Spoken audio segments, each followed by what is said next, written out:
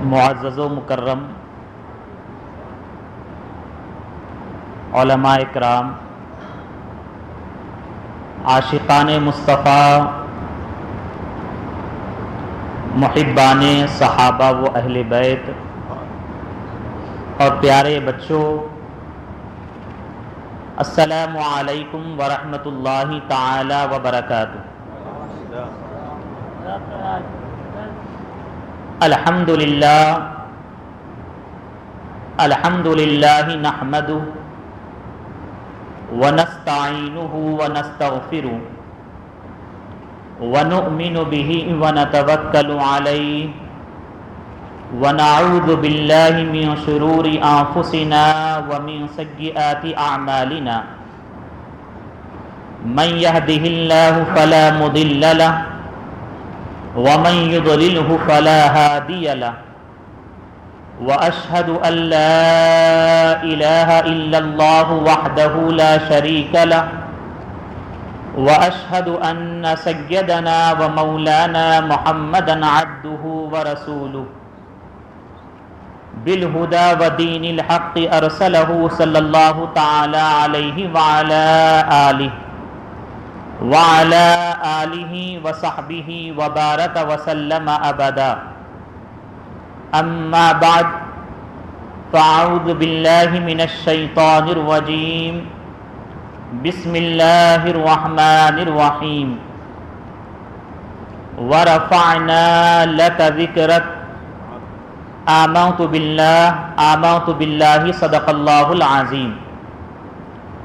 وقال النبی صلی اللہ تعالی علیہ وسلم، الا وانا حبیب اللہ ولا فخر، وانا حامل لواء الحمد یوم القیامہ ولا فخر، وانا اول شافع واول مشفع یوم القیامہ ولا فخر، صدق الرسول صلی اللہ تعالی علیہ وسلم۔ آئیے ہم اور آپ سب سے پہلے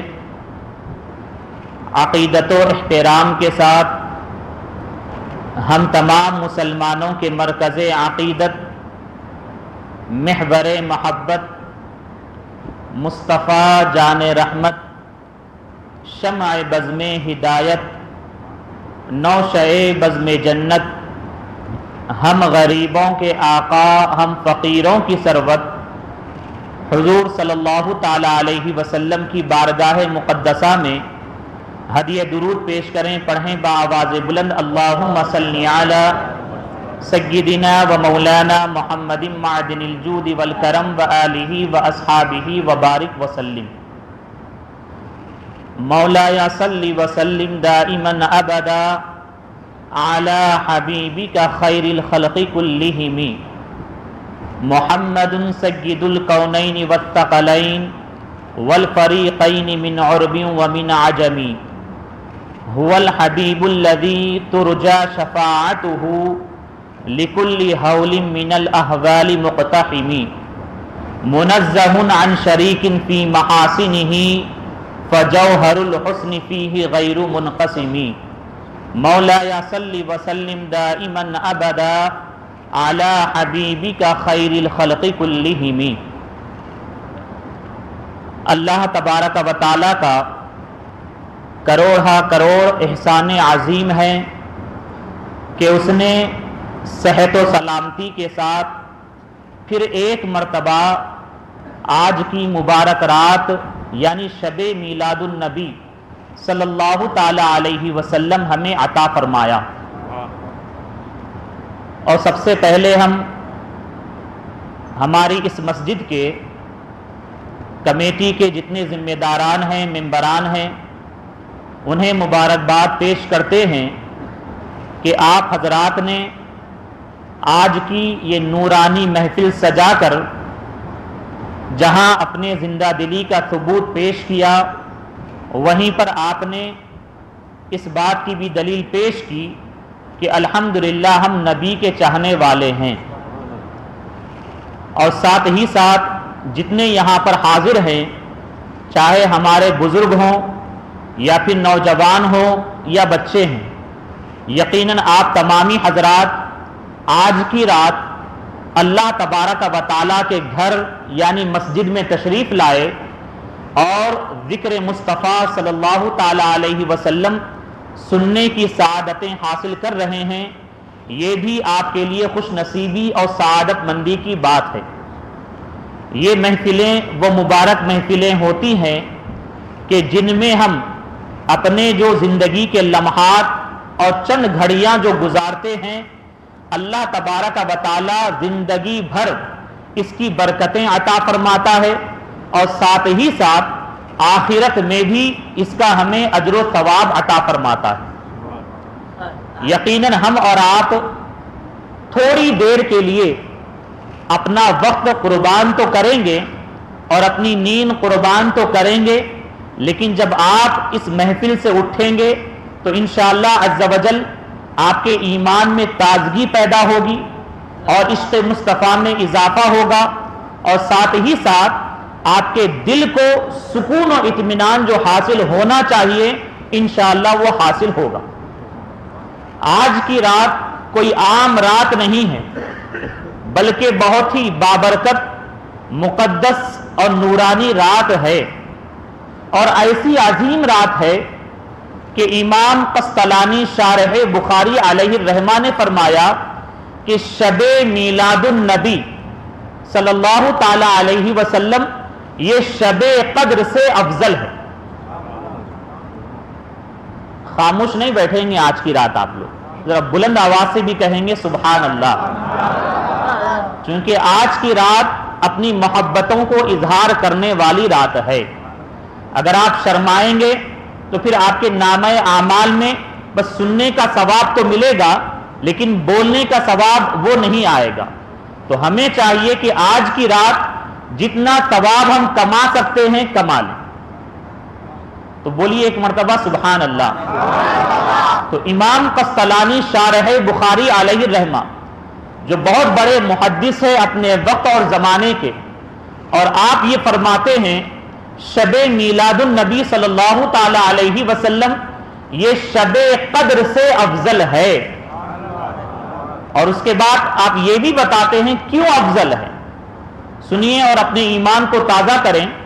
آپ یہ فرماتے ہیں کہ شب میلاد النبی وہ شب ہے، وہ رات ہے جس میں ہمارے نبی علیہ الصلاۃ والسلام تشریف لائے، اور شب قدر وہ رات ہے جس میں ہمارے نبی علیہ الصلاۃ والسلام کو عظیم تحفہ ملا۔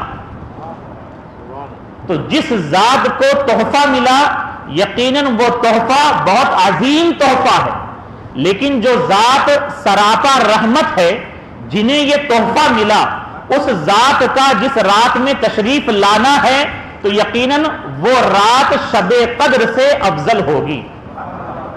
ایک وجہ آپ نے یہ بتائی۔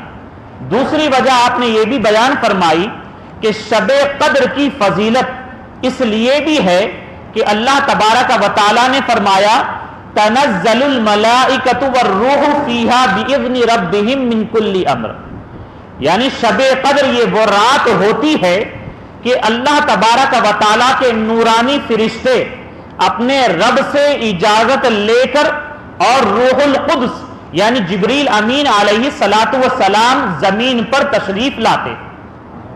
شب قدر میں فرشتے تشریف لاتے ہیں زمین پر، لیکن ہم اور آپ جانتے ہیں ساری مخلوقات میں جو سب سے افضل اور اعلیٰ ہے وہ ہمارے نبی ہیں۔ جماعت انبیاء یہ جماعت ملائکہ سے بھی افضل اور اعلیٰ ہے، اور ہمارے نبی علیہ الصلاۃ والسلام ساری کائنات میں افضل اور اعلیٰ ہے۔ تو جو رات جس رات میں نورانی فرشتے نازل ہو یقیناً وہ شب قدر ہے، لیکن آپ یہ فرماتے ہیں جو سید الانبیاء جس رات تشریف لائے تو آپ کی تشریف آوری کی وجہ سے شب قدر سے افضل شب میلاد ہے۔ اور ساتھ ہی ساتھ بڑی پیاری بات آپ نے یہ بھی بیان کی، تیسری وجہ آپ یہ فرماتے ہیں شب قدر میں قرآن عظیم جو اللہ تبارک و تعالیٰ کی آخری مقدس کتاب ہے اپنے آخری نبی پر نازل اللہ تعالیٰ نے فرمائی تو قرآن عظیم کا نزول جو ہوا ہے یہ امت محمدیہ کے لیے رحمت ہے. ظاہر سی بات ہے قرآن عظیم کا ہمارے درمیان میں آنا یہ اللہ تبارک و تعالیٰ کی رحمت کا ہمیں ملنا ہے. تو اس رحمت سے امت محمدیہ فیضیاب ہوئے. امام قسطلانی علیہ رحمہ فرماتے ہیں لیکن شب میلاد ہمارے نبی علیہ الصلاۃ والسلام تشریف لائے اور آپ ایسی اللہ تعالیٰ کی رحمت ہیں کہ آپ کی رحمت کو امت محمدیہ نے تو پایا ہی پایا ہے، بلکہ آدم علیہ السلام سے لے کر بلکہ یہ کہیں کہ مخلوقات میں جو جو موجود ہیں ہر ایک کو اللہ تبارک و تعالیٰ نے اپنے حبیب کی رحمت کا حصہ عطا فرمایا. تو جو سب زیادہ نفع والی چیز ہو تو اس کی اہمیت و فضیلت زیادہ ہوتی ہے. تو ہمارے نبی رحمت للعالمین ہیں اور آپ کی رحمت جو ہے آدم علیہ السلام سے لے کر قیامت تک جتنے آئیں گے اور کائنات میں جتنے موجودات ہیں مخلوقات ہیں سب کو آپ کی رحمت ملی ہے. تو ظاہر سی بات ہے اس اعتبار سے بھی شب میلاد یہ شب قدر سے افضل ہے. سبحان اللہ.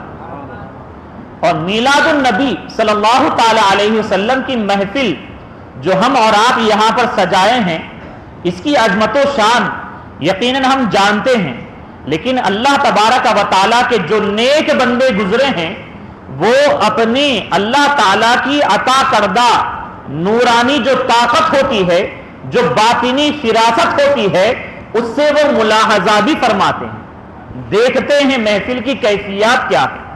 تو حضرت شاہ ولی اللہ محدث دہلوی علیہ رحمہ یہ یقیناً وہ عظیم محدث ہیں جو ہمارے ہیں، لیکن اتفاق ایسا ہے غیر ان کے نام کا بڑا استعمال کرتے ہیں. تو شاہ ولی اللہ محدث دہلوی علیہ رحمہ آپ یہ فرماتے ہیں کہ میں میلاد النبی صلی اللہ تعالی علیہ وسلم کے موقع پر یعنی ربیع الاول شریف کے 12 تاریخ کو حجاز مقدس مکہ مکرمہ میں موجود تھا. جب تک نجدی حکومت نہیں آئی تھی اس سے پہلے کا معاملہ کیا تھا آپ ملاحظہ کریں.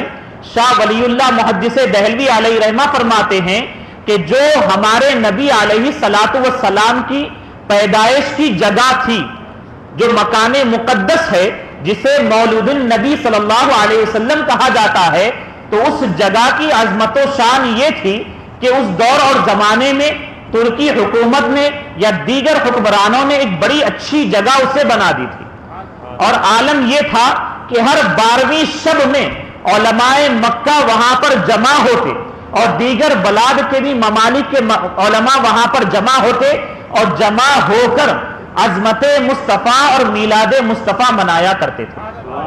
تو آپ یہ فرماتے ایک مرتبہ مجھے بھی یہ اتفاق ہوا کہ میں بھی اس مقدس محفل میں شریک ہوا. سبحان اللہ. جو حضرات عمرے کو تشریف لے گئے ہوں گے یا حج کرنے کی جنہیں سعادت حاصل ہوئی وہ جانتے ہیں کہ جہاں پر خانہ کعبہ ہے اور خانہ کعبہ کی جو عمارت ہے مکمل طور پر اس سے جب آپ باب السلام سے باہر نکلتے ہیں تو باہر نکلنے کے بعد وہاں پر مکتبہ لائبریری ابھی بنا دی گئی ہے. تو یہ وہی مقدس جگہ ہے جو سیدہ طیبہ طاہرہ آمنہ رضی اللہ تعالی عنہا کا گھر ہے اور جہاں پر ہمارے نبی علیہ الصلاۃ والسلام کی ولادت ہوئی. نجدی حکومت نے جہاں پر جنت المعلی اور جنت البقیع کی قبروں کو جہاں ڈھا دیا وہیں پر یہ ایک عظیم جو آثار مبارک میں سے تھا یعنی سرکار علیہ الصلاۃ والسلام کا مکان شریف جہاں پر آپ کی پیدائش ہوئی اسے بھی انہوں نے ختم کر دیا، ڈھا دیا اور آگے چل کر انہوں نے اس جگہ کو لائبریری کی شکل دے دی. اور عالم یہ ہے کہ ابھی بھی اس میں جانے نہیں دیا جاتا، وہ مقفل رہتی ہے، تالا لگا ہوا رہتا ہے. لیکن پھر بھی عاشقان مصطفیٰ جو ہوتے ہیں قریب چلے جاتے اور اپنی محبتوں کا اظہار کرتے ہیں. اور اس گناہگار خادم کو بھی 2 مرتبہ عمرے کی سعادت نصیب ہوئی ہے اور اس گھر مقدس کی بھی زیارت کرنے کا شرف حاصل ہوا. تو سرکار علیہ الصلاۃ والسلام جس مکان اقدس میں آپ کی ولادت طیبہ ہوئی ہے تو عالم یہ ہوتا تھا کہ وہاں پر علماء مکہ جمع ہوتے تھے، دیگر ممالک کے علماء بھی جمع ہوتے، میلاد النبی صلی اللہ تعالی علیہ وسلم کی محفل سجاتے۔ شاہ ولی اللہ محدث دہلوی علیہ رحمہ فرماتے ہیں کہ میں بھی ایک مرتبہ اس محفل میں شرکت کیا تو میں نے محفل میں یہ دیکھا کہ اس محفل میں انوار بلند ہو رہے ہیں، یعنی نور اس سے ایک بلند ہو رہا ہے جو آسمان تک نظر آ رہا ہے۔ اور جب میں نے اس میں غور کیا تو اس نتیجے پر پہنچا کہ محفل میں نورانی فرشتے شرکت کیے ہوئے اور اللہ تبارک و تعالیٰ کی رحمت ہے جو میلاد النبی صلی اللہ تعالی علیہ وسلم کی محفل میں آئی تھی۔ سبحان اللہ۔ تو ایسی مقدس محفل ہوتی ہے میلاد النبی صلی اللہ تعالی علیہ وسلم کی محفل۔ تو ہم اور آپ الحمدللہ بڑے ہی خوش نصیب ہے، بڑے ہی سعادت مند ہے کہ اللہ تبارک و تعالیٰ نے ہمیں یہ توفیق عطا فرمائی۔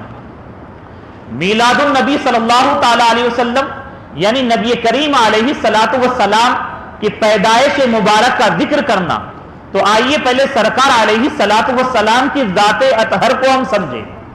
سرکار علیہ الصلوۃ والسلام کی ذات مبارک کو سمجھنے کے لیے ہمیں یہ جاننا ہوگا کہ نبی کریم علیہ الصلوۃ والسلام کے تخلیق کے کئی ایک حیثیت ہے، کئی ایک پہلو ہے، یعنی ایک حقیقت محمدی کا معاملہ ہے، تخلیق محمدی ہے، اور ایک ولادت محمدی ہے، اور ایک بعثت محمدی ہے۔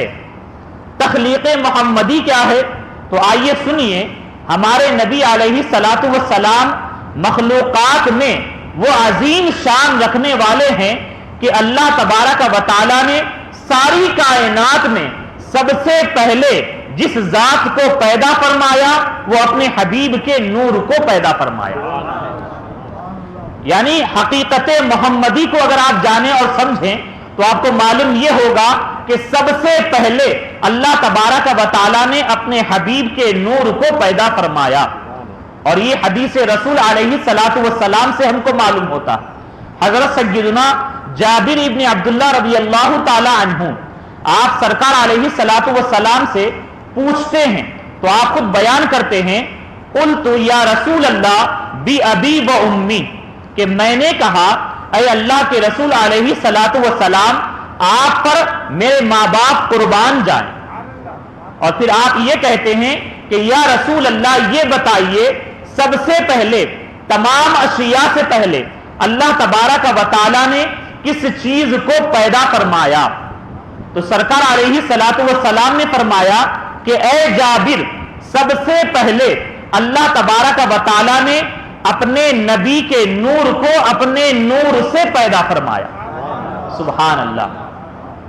اور اس کے بعد پھر سرکار علیہ الصلوۃ والسلام فرماتے ہیں کہ اللہ تبارک و تعالیٰ نے سب سے پہلے اپنے نور سے اپنے نبی کے نور کو پیدا فرمایا، اور اس کے بعد وہ نور اللہ تبارک و تعالیٰ نے جہاں چاہا وہ نور گردش کرتا رہا، جہاں رب تعالیٰ نے چاہا وہ نور گردش کرتا رہا۔ اور عالم یہ ہے کہ ابھی کائنات میں کوئی چیز پیدا نہ ہوئی، جب تک رب تعالیٰ نے چاہا یہ نور گردش کرتا رہا۔ اور پھر حدیث رسول میں یہ ہے کہ یہ نور کی پیدائش کب ہوئی؟ تو ابھی نہ قلم بنا تھا، نہ عرش بنا تھا، نہ کرسی کا وجود ہوا تھا، نہ ہی کائنات کا وجود ہوا تھا۔ سب سے پہلے اللہ تعالیٰ نے اپنے نور سے اپنے نبی کے نور کو پیدا فرمایا۔ اور اس نور کی تخلیق کب ہوئی اور اس کی عمر کیا ہے تو ہم اور آپ سمجھ نہیں سکتے ہیں، یعنی ہماری عقلیں اس بات کو سمجھنے سے عاجز ہیں۔ آئیے کچھ قریب ہوتے ہیں کہ آخر اس کی حقیقت کیا ہے۔ تو سرکار علیہ الصلوۃ والسلام نے جبرائیل علیہ السلام جو سید الملائکہ ہیں، تو سید الملائکہ بارگاہ رسول علیہ الصلوۃ والسلام میں حاضر ہوتے ہیں، تو آپ جبریل علیہ السلام سے پوچھتے ہیں کہ اے جبریل یہ بتاؤ تمہاری عمر کتنی ہے؟ جبریل علیہ السلام سید الملائکہ ہیں، تو آپ سے جب پوچھا جاتا کہ اے جبریل یہ بتاؤ تمہاری عمر کتنی ہے، تو آپ یہ فرماتے ہیں کہ مجھے اپنی عمر کے بارے میں تو معلوم نہیں ہے، ہاں میں یہ ضرور بتا سکتا ہوں کہ چوتھے حجاب عظمت میں ایک ستارہ ہے جو 70,000 سال میں ایک مرتبہ طلوع ہوتا ہے. کتنے مرتبہ؟ یعنی 70,000 سال میں ایک مرتبہ طلوع ہوتا ہے. آپ یہ فرماتے ہیں کہ میں نے اس ستارے کو 72,000 مرتبہ دیکھا. سبحان اللہ. سمجھ رہے ہیں آپ حضرات؟ سمجھ نہیں پائیں گے آخر کیا تعداد ہے، کیا گنتی ہے. یعنی جبریل علیہ السلام فرماتے ہیں کہ مجھے اپنی عمر کے بارے میں تو علم نہیں ہے، ہاں میں یہ ضرور بتا سکتا ہوں کہ چوتھے حجاب عظمت میں ایک ستارہ ہے جو 70,000 سال میں ایک مرتبہ طلوع ہوتا ہے اور میں نے 72,000 مرتبہ اسے دیکھا. سبحان اللہ. یہ ہے ہمارے نبی علیہ الصلوۃ والسلام کی عظمت و شان. اور آپ یہ کہیں گے کہ یقیناً اللہ تبارک و تعالیٰ نے اپنے حبیب کو اتنی بلندی عطا فرمائی ہے. اور حضرت علی رضی اللہ تعالی عنہ کی روایت سے ہم کو یہ معلوم ہوتا ہے کہ سرکار علیہ الصلوۃ والسلام کہ نور کی تخلیق کا جو معاملہ ہے، آدم علیہ السلام کی تخلیق سے 14,000 سال پہلے اس نور کی تخلیق اور پیدائش ہو چکی تھی اس سے پہلے. اب کتنے سال اس سے پہلے گزرے ہم اور آپ سمجھ نہیں سکتے ہیں. تو یہ ہمارے نبی علیہ الصلوۃ والسلام کی یہ حقیقت کا معاملہ ہے. اور پھر نور نبی علیہ الصلوۃ والسلام کا جب وجود ہوا تو ہمیں یہ بھی تسلیم کرنا پڑے گا کہ اللہ تبارک و تعالیٰ نے جب آپ کو نور کی کیفیت میں آپ کی خلقت ہوئی، پیدائش ہوئی، تبھی رب کی بارگاہ میں آپ نبی کی حیثیت سے موجود تھے. ایک عام انسان کی حیثیت سے نہیں بلکہ نبی کی حیثیت سے موجود تھے. آئیے اس پر دلیل سماعت کریں. سنن ترمذی کی حدیث شریف ہے. حضرت سیدنا ابو ہریرہ رضی اللہ تعالی عنہ سرکار علیہ الصلوۃ والسلام سے پوچھتے ہیں، یا رسول اللہ متی وجبت لک النبوہ، کہ اے نبی علیہ الصلوۃ والسلام آپ کو نبوت کب حاصل ہوئی؟ سبحان اللہ. حضرت ابو ہریرہ رضی اللہ تعالی عنہ وہ عظیم صحابی رسول ہیں کہ جنہیں سب سے زیادہ احادیث رسول علیہ الصلوۃ والسلام سیکھنے اور بیان کرنے کا شرف حاصل ہوا. سب سے زیادہ روایات اگر کسی صحابی رسول کی ہیں تو وہ ابو ہریرہ رضی اللہ تعالی عنہ ہیں. اور آپ کو تعجب ہوگا، ابو ہریرہ رضی اللہ تعالی عنہ وہ صحابی ہے جو سن 7 ہجری میں بارگاہ رسول میں تشریف لائے اور سرکار علیہ الصلوۃ والسلام کے صدقے داخل اسلام ہوئے. یعنی تقریباً 3 سال یا اس سے کچھ زائد کا عرصہ آپ نے سرکار علیہ الصلوۃ والسلام کے ساتھ گزارا. لیکن تعجب کی بات یہ ہے کہ سب سے زیادہ روایات اور احادیث جس عظیم صحابی کی ہیں وہ ابو ہریرہ رضی اللہ تعالیٰ عنہ. اس کی وجہ کیا ہے؟ تو اس کی وجہ یہ ہے کہ ابو ہریرہ رضی اللہ تعالیٰ عنہ نہ ہی تجارت کرتے تھے اور نہ ہی کھیتی باڑی کرتے تھے، نہ ہی انہیں کھانے پینے کا ہوش تھا. بس انہیں بس اسی چیز کی تڑپ اور طلب تھی کہ وہ یہ چاہتے تھے کہ میں ہما وقت بارگاہ رسول میں رہوں اور ہمیشہ علم ہی حاصل کرتا رہوں. یہ صحابی رسول ہے.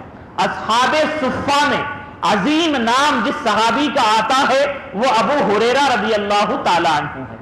تو آپ صبح و شام ہمیشہ بارگاہ رسول میں حاضر رہتے. تو آپ سب سے زیادہ روایات بیان کرنے والے صحابی ہیں. یقیناً آپ کو یہ معلوم رہا کہ نبی علیہ الصلوۃ والسلام کی ظاہری زندگی کتنی ہے اور آپ نے کتنے سال میں اعلان نبوت فرمایا. لیکن آپ ہمیں اور آپ کو یہ درس دے رہے ہیں یقیناً حقیقت محمدی کچھ اور ہے. اور جب تک ہمارے نبی اپنی حقیقت سے پردہ نہیں ہٹائیں گے تب تک ہمیں علم حاصل نہیں ہوگا. تو آپ پوچھتے ہیں تو سرکار علیہ الصلوۃ والسلام فرماتے ہیں کہ میں اس وقت کنت نبیا وآدم بین الروح والجسد، کہ میں اس وقت بھی نبی تھا جبکہ آدم ابھی روح اور جسم کے درمیان میں تھے. سبحان اللہ، سبحان اللہ. یعنی آپ اس وقت بھی نبی تھے، ابھی آدم علیہ السلام کا مجسمہ تیار نہ ہوا تھا اور آپ کے جسم مبارک میں ابھی روح پھونکی نہیں گئی تھی۔ اور صحیح مسلم شریف کی حدیث شریف سماعت کریں، سرکار علیہ الصلوۃ والسلام فرماتے ہیں کہ انا عند اللہ، اور بعد میں انا عبد اللہ و خاتم النبیین کا لفظ آیا ہے، یعنی آپ یہ فرماتے ہیں کہ میں اللہ تبارک و تعالیٰ کا بندہ ہوں، اور ایک روایت میں یہ آیا کہ میں اللہ تعالیٰ کی بارگاہ میں اس وقت خاتم النبیین تھا کہ جبکہ آدم علیہ السلام ابھی آب و گل کی منزلیں طے کر رہے تھے۔ سبحان اللہ۔ معلوم یہ ہوا دونوں احادیث سے، ایک تو آپ نبی تھے، اور یہ معلوم ہو رہا ہے صحیح مسلم شریف کی حدیث سے آپ عام نبی نہ تھے بلکہ آپ خاتم النبیین کی حیثیت سے رب کی بارگاہ میں موجود تھے۔ سبحان اللہ۔ یعنی اصل خلقت کے اعتبار سے آپ سب سے پہلے نبی ہے، اور دنیا میں بھیجے جانے کے اعتبار سے آپ سب سے آخری نبی ہیں آپ۔ سبحان اللہ۔ یہ ہمارے نبی کی عظمت و شان ہے۔ اب آئیے آگے بڑھیں۔ ہمارے نبی علیہ الصلوۃ والسلام نبی کی حیثیت سے رب کی بارگاہ میں موجود رہے، اور سب سے پہلے اللہ تبارک و تعالیٰ نے اپنے نور سے نبی کے نور کو پیدا فرمایا، اور اس کے بعد انسان کا وجود کیسے ہوا تو ہم اور آپ جانتے ہیں۔ آدم علیہ السلام یہ سب سے پہلے انسان ہیں، اور اللہ تبارک و تعالیٰ نے اپنی قدرت کا اظہار فرماتے ہوئے بن ماں باپ کے آدم علیہ السلام کو پیدا فرمایا۔ بولیے سبحان اللہ۔ یہ اللہ تعالیٰ کی قدرت ہے۔ یہ یعنی عام طور سے ماں باپ کے ذریعے اولاد کی پیدائش ہوتی ہے، لیکن اللہ تعالیٰ قادر مطلق ہے۔ رب تعالیٰ چاہے تو بن ماں باپ کے آدم علیہ السلام کو اللہ تعالیٰ نے پیدا کر دیا، یعنی رب چاہے تو بن ماں باپ کے بھی کسی کا وجود ہو جائے۔ اور ہم اور آپ جانتے ہیں سب سے پہلی خاتون عورت جن کا وجود ہوا ہے تو وہ کون ہے؟ وہ حضرت سیدتنا حوا رضی اللہ تعالی عنہا ہے۔ ان کا وجود کیسے ہوا تو آپ یہ کہہ سکتے ہیں حضرت آدم علیہ السلام ہی کے ذریعے آپ کا وجود ہوا۔ یعنی رب تبارک و تعالیٰ نے یہاں پر بھی اپنی قدرت کاملہ کا اظہار فرماتے ہوئے عام طور سے جیسے انسان کا وجود ماں باپ کے ذریعے ہوتا ہے اس سے ہٹ کر حوا رضی اللہ تعالی عنہا کو وجود بخشا۔ اور پھر آپ اور ایک اگر رب تعالیٰ کی نشانی کو دیکھیں تو ہم اور آپ جانتے ہیں ایک عظیم رسول اور نبی حضرت سیدنا عیسیٰ روح اللہ علیہ السلام ہیں، اور جن کا وجود کیسے ہوا؟ جن کا وجود صرف ماں کے ذریعے ہوا۔ سبحان اللہ۔ یہ ہمارے رب کی شان ہے، یہ ہمارے اللہ تبارک و تعالیٰ کی قدرت کا معاملہ ہے۔ یعنی رب چاہے تو بن باپ کے بھی کسی کو وجود بخشے، رب تعالیٰ چاہے تو بن ماں کے بھی کسی کو وجود بخشے، اللہ تعالیٰ چاہے تو بن باپ کے بھی کسی کو وجود بخشے۔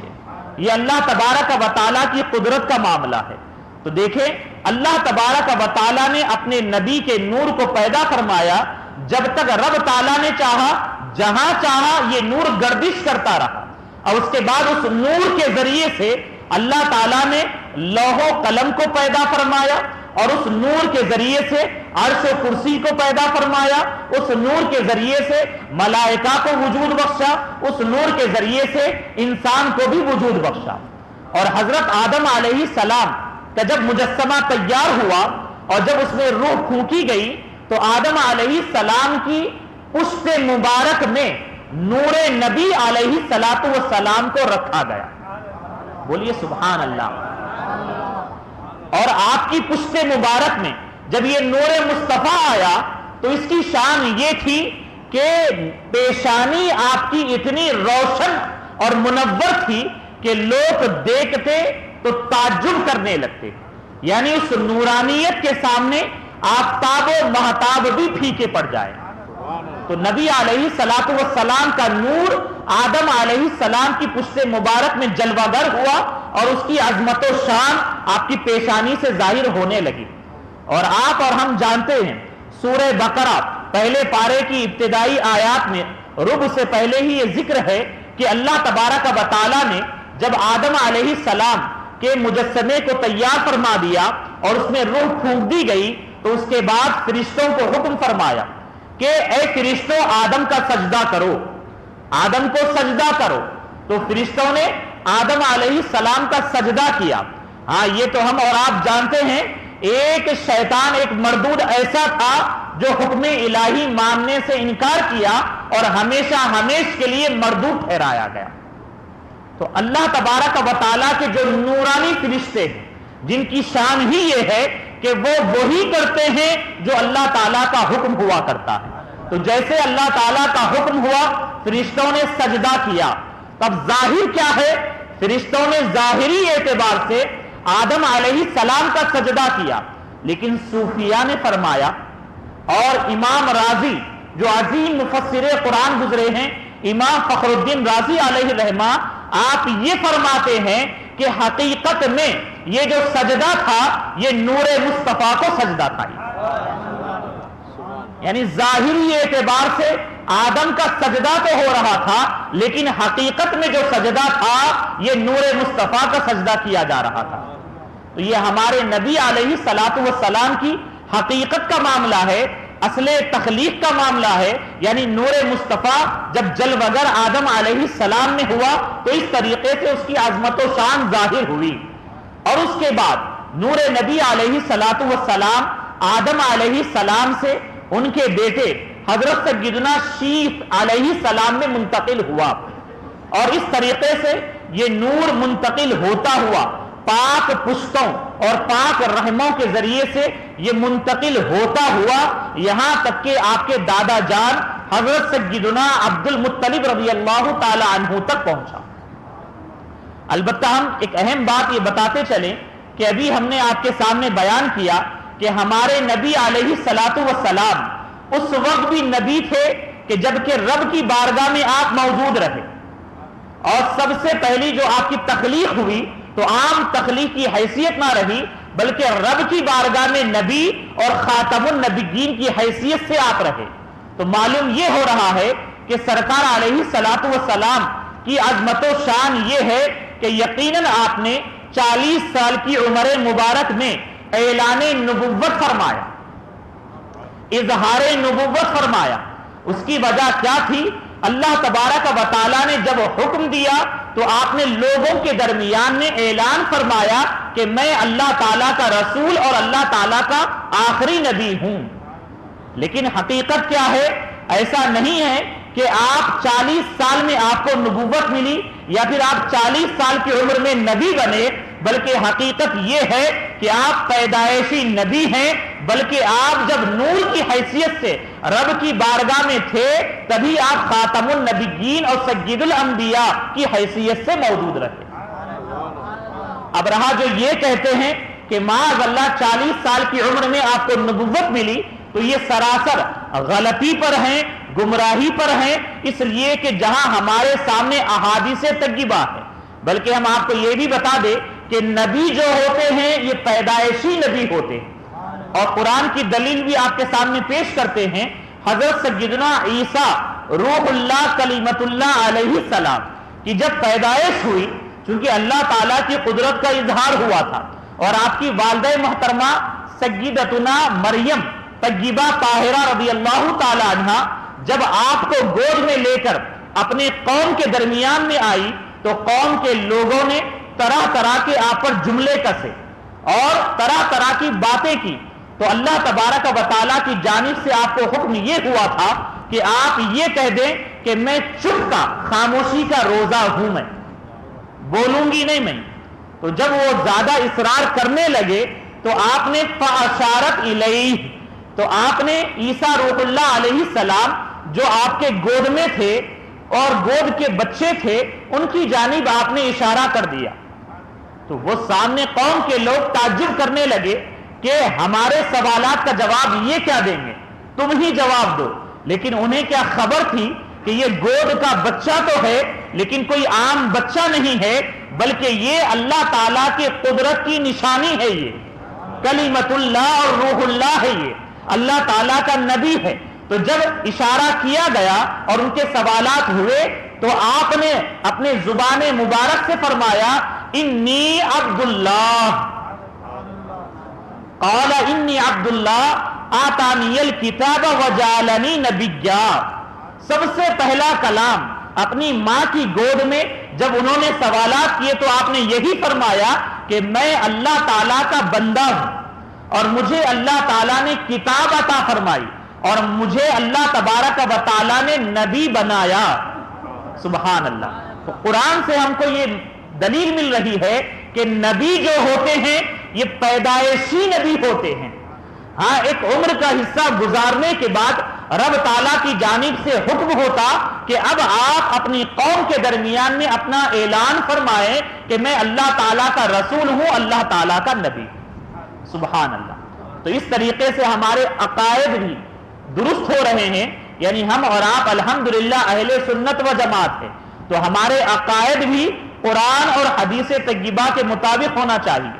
تو سرکار علیہ الصلاۃ والسلام اس طریقے سے آپ کا نور مبارک، یعنی آپ کا نور آدم علیہ السلام سے آپ کے شہزادے حضرت سیدنا شیس علیہ السلام اس طریقے سے پاک پشتوں سے پاک رحموں میں منتقل ہوتا ہوا آپ کے جد امجد حضرت سیدنا ابراہیم خلیل اللہ علیہ السلام اور ان کے بعد آپ کے جانشین آپ کے صاحبزادے حضرت سیدنا اسماعیل ذبیح اللہ علیہ السلام اور اس طریقے سے سلسلہ بسلسلہ آپ کے دادا جان حضرت سیدنا عبد المطلب رضی اللہ تعالی عنہ کی پیشانی مبارک میں جلوگر ہوا، اور پھر ان سے پھر یہ نور مبارک آپ کے والد محترم حضرت سیدنا عبداللہ رضی اللہ تعالی عنہ کے پشت اطہر میں آیا، اور اس کے بعد جب یہ نور آپ کے والد محترم حضرت سیدنا عبداللہ رضی اللہ تعالی عنہ کے پشت اطہر میں آیا، پیشانی مبارک میں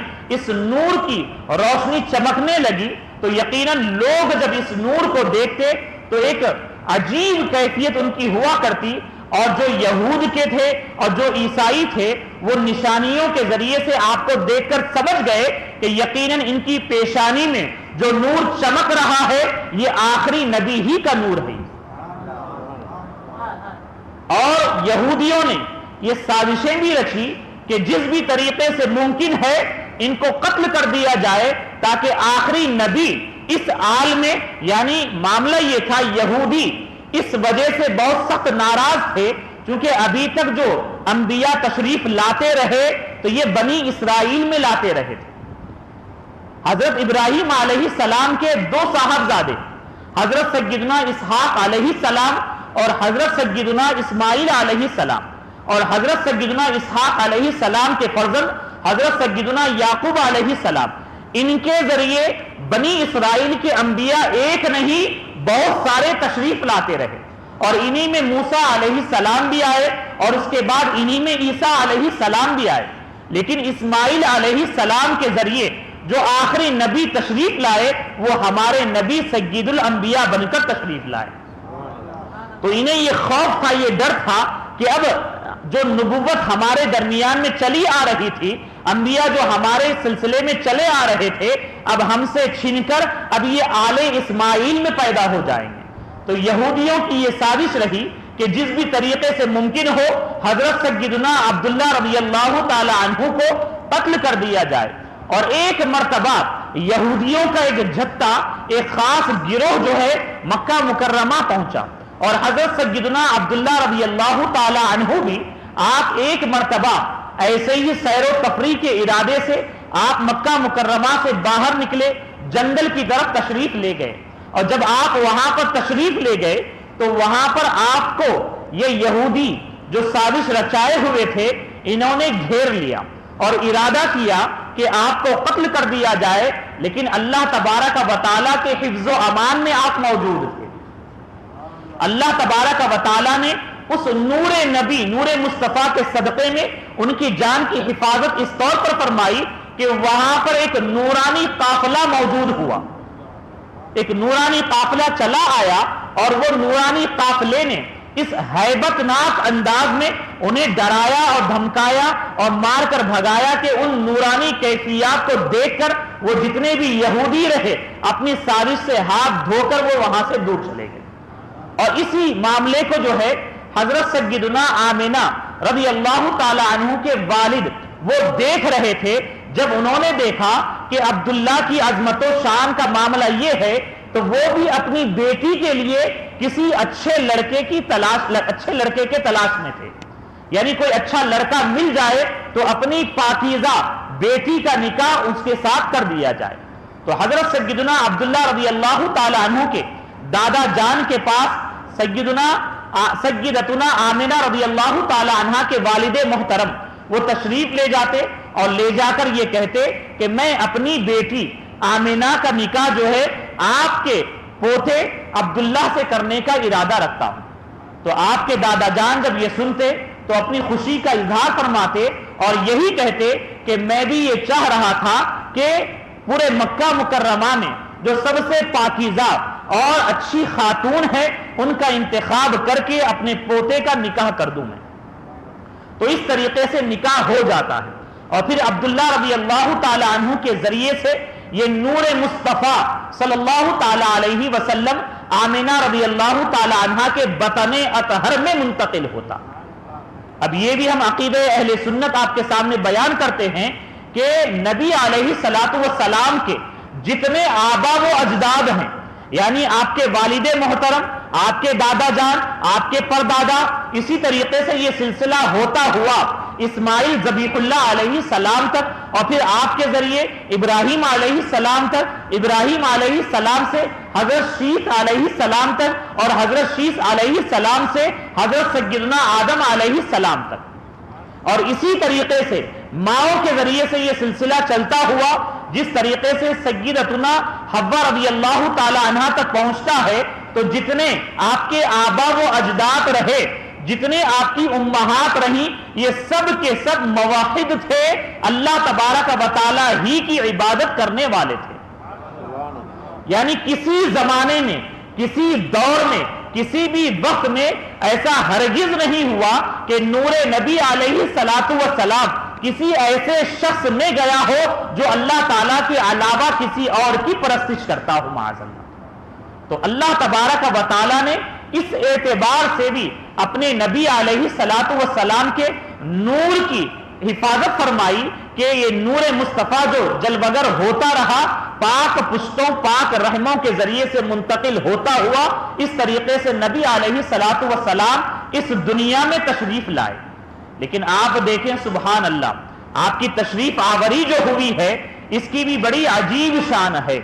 یقیناً عام بچے بھی پیدا ہوتے ہیں اور ہم اور آپ جانتے ہیں کہ جب بچے اپنی ماں کے پیٹ میں ہوتے ہیں تو عورتیں ایک عجیب کیفیت محسوس کرتی ہیں تکلیف کا بھی اظہار کرتی ہیں اور انہیں معلوم ہو جاتا کہ میرے پیٹ میں نطفہ قرار پا گیا ہے اور بیٹے کی ولادت ہونے والی ہے بچے کی ولادت ہونے والی ہے. طرح طرح کی علامتیں نظر آتی ہیں. لیکن سیدہ آمنہ رضی اللہ تعالی عنہ آپ بیان فرماتی ہیں کہ میرے بطن اطہر میں نور مصطفیٰ جلوہ گر ہو گیا لیکن مجھے ذرہ برابر خبر بھی نہ ہوئی. یعنی عام عورتوں کو جو تکلیفیں ہوتی ہیں جو پریشانیاں ہوتی ہیں جو وزن کا احساس کرتی ہیں یہ تمام تکالیف سے اللہ تبارک و تعالیٰ نے مجھے دور رکھا. تو انہیں خبر کیسے ہوئی؟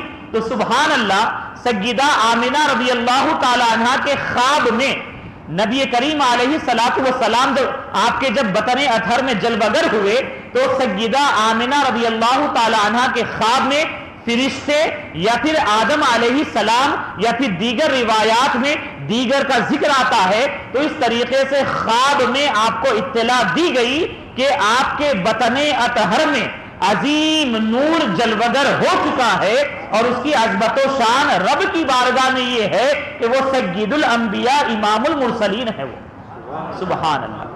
تو جب اطلاع دی گئی تب آپ کو خبر ہوئی کہ ہاں میں حاملہ ہوں اور میرے بطن اطہر میں ایک عظیم فرزند موجود ہے. اور پھر آپ کو یہ بھی کہا گیا کہ جب اس فرزند کی ولادت ہو تو اس کا نام محمد رکھنا. سبحان اللہ.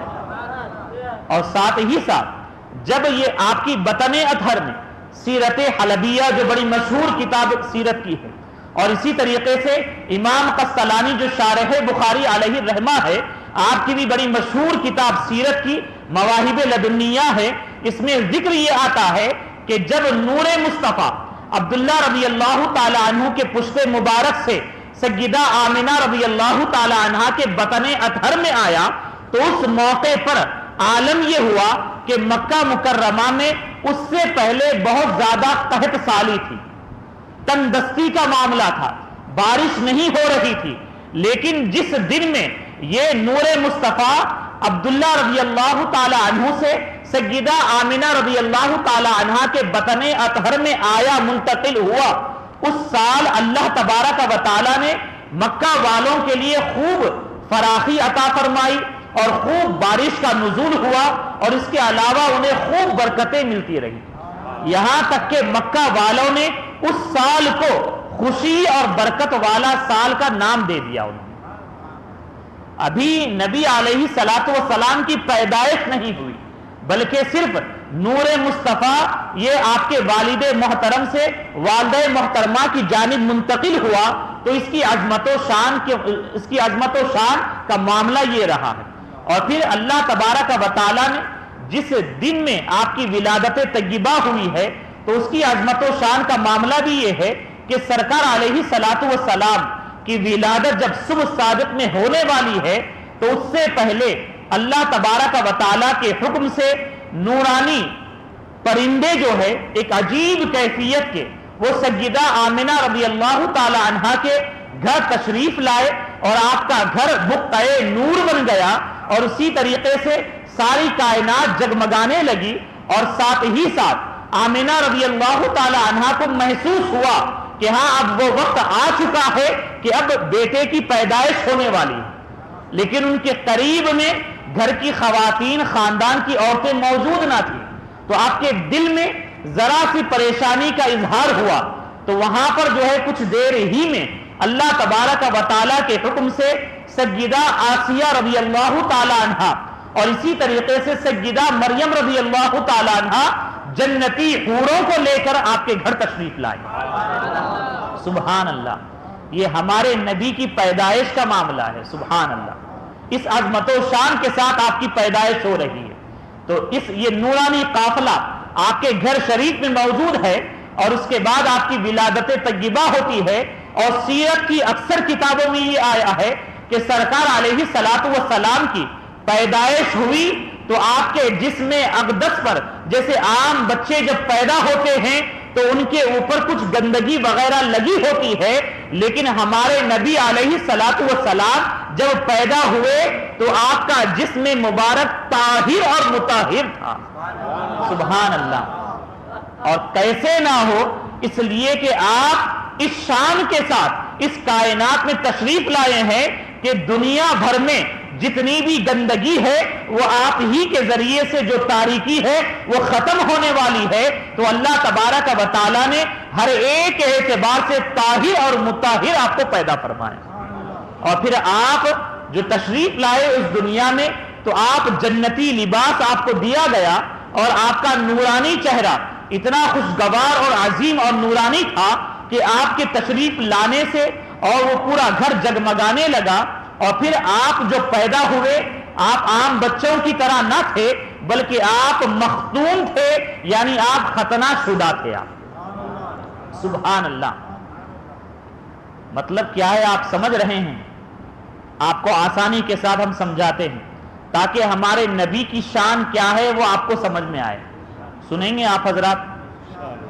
بچہ ماں کے پیٹ میں جب ہوتا ہے، عام بچے جب ہوتے ہیں تو عالم یہ ہوتا ہے کہ ایک کیفیت یہ بھی ہوتی ہے، ان کے ناف، یعنی ہمارے نبی علیہ الصلوۃ والسلام مختون ختنہ شدہ پیدا ہوئے اور ناف بریدہ تھے آپ، یعنی آپ کی ناف جو ہے کٹی ہوئی تھی.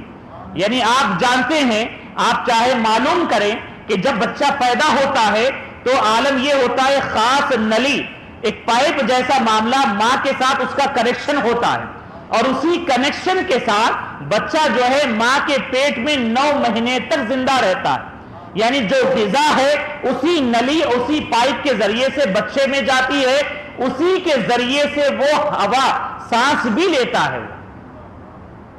سبحان اللہ, یہ اللہ تعالیٰ کی قدرت ہے. یہ یعنی آپ تھوڑا غور کریں, ہمیں اور آپ کو چاہیے کہ ہم اس کائنات میں اللہ تعالیٰ کی جو نشانیاں ہیں اس پر غور و فکر کریں, اور آپ اس نتیجے پہ پہنچے ہمارا جو خالق و مالک ہے اور جس رب کی ہم عبادت کرتے ہیں یقیناً اس کی عظمت و شان نرالی ہے اور وہ عظیم شان رکھنے والا. یعنی آپ اور ہم جانتے ہیں اگر بند کمرہ کر دیا جائے 1 دن 2 دن 4 دن 5 دن, جب ہوا پرانی ہو جائے گی, تازی ہوا نہیں آئے گی تو آدمی گھٹن کی وجہ سے مر جائے گا.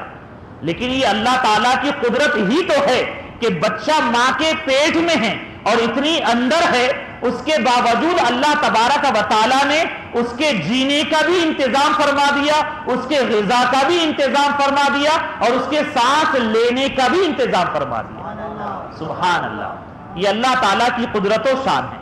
تو عام بچوں کا معاملہ یہ ہوتا کہ جب وہ پیدا ہوتے ہیں, پیدا ہونے کے بعد ان کے اس کنیکشن کو پائپ کو اس نلی کو کاٹا جاتا ہے. لیکن ہمارے نبی علیہ الصلوۃ والسلام دنیا میں آئے تو ناپ بریدہ تھے, یعنی پہلے ہی سے یہ کٹا ہوا معاملہ تھا, یعنی کوئی کنیکشن نہ تھا. یعنی آپ کو یہ کہنا پڑے گا ہمارے نبی علیہ الصلوۃ والسلام چونکہ نور ہیں, عام انسان نہیں ہے, اپنی ماں کے پیٹ میں رہے, عام بچوں کی طرح نہ رہے اور عام بچوں کی طرح غذا اور ہوا کے محتاج نہ تھے, بلکہ الحمدللہ ہمارے نبی نور ہے اور نور کو ان ظاہری چیزوں کی ضرورت نہیں ہوتی, بلکہ ہمارے نبی کی عظمت و شان یہ ہے کہ ساری کائنات نبی کی محتاج ہے اور ہمارے نبی کسی چیز کے محتاج نہیں ہے. ہاں, صرف اور صرف اللہ تبارک و تعالیٰ کی بارگاہ ہی میں آپ یقیناً ضرورت مند ہے اور اس کے علاوہ کہیں پر بھی آپ کا معاملہ ایسا نہیں ہے اور کائنات کی ہر چیز آپ کی محتاج ہے. یہ ہمارے نبی علیہ الصلوۃ والسلام کی عظمت و شان ہے. اور جب آپ پیدا ہوئے تو آپ کے بارے میں سیرت نگاروں نے یہ فرمایا ہے کہ آپ اللہ تبارک و تعالیٰ کی بارگاہ میں سجدہ ریز ہوئے, اور بعض سیرت نگاروں نے یہ فرمایا ہے کہ آپ گھٹنوں کے ذریعے آپ زمین پر بیٹھے اور اپنے چہرے اقدس کو آسمان کی جانب کیے اور اپنی شہادت کی انگلی کو بلند کیے اور پھر اللہ تبارک و تعالیٰ کی تسبیح بیان کیے اور اس کے بعد آپ نے اپنے امتیوں کو یاد فرمایا. سبحان اللہ. ہمارے نبی علیہ الصلوۃ والسلام پیدا ہوئے تو اپنی امت کو یاد فرما رہے ہیں. یقیناً ہمارے نبی علیہ الصلوۃ والسلام کی یہ اپنی امت سے محبت کا معاملہ ہے.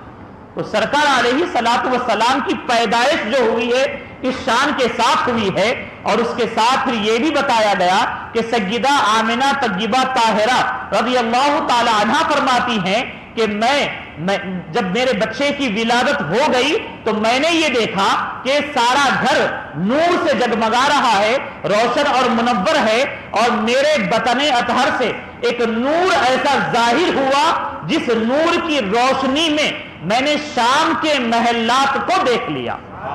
سبحان اللہ.